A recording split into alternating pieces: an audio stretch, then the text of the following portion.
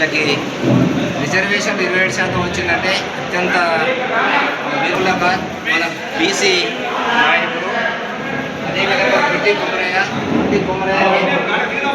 తెలంగాణ సాయుధ పోరాటానికి నాంది పలికి భూస్వాముల పైన వీరోచిత పోరాటం చేసినటువంటి మహనీయుడు.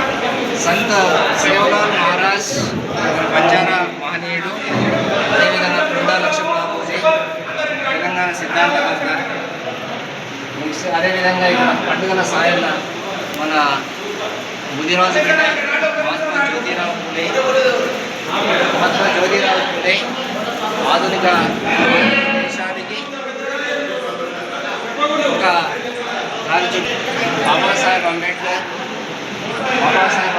మన భారత రాజ్యాంగ నిర్మాణ హక్కుల నేత. అదేవిధంగా సర్దార్ సర్వాయి పాపన్న గౌడ్ మన గౌడ కులస్తుల యొక్క గౌరవానికి ప్రతినిధిగా మనం భావించవచ్చు. మారోజు వీరన్న విశ్వ బ్రాహ్మణ.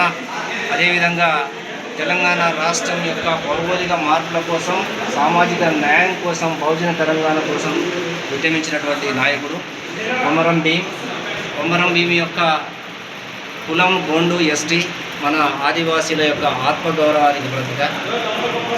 ఛత్రపతి శివాజీ మహారాజ్ మరాఠీ బీసీ నాయకుడు.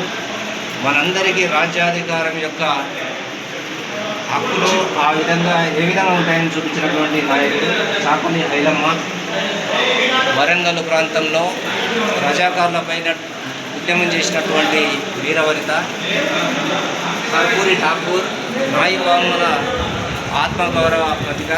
అదేవిధంగా బాబు జగజ్జీవన్ రావు దళితుల యొక్క నాయకుడు, ఉప ప్రధానమంత్రి. మనందరి యొక్క ఆత్మగౌరవానికి ఈ మండపాన్ని ఏర్పాటు చేసినటువంటి బృందానికి ధన్యవాదాలు.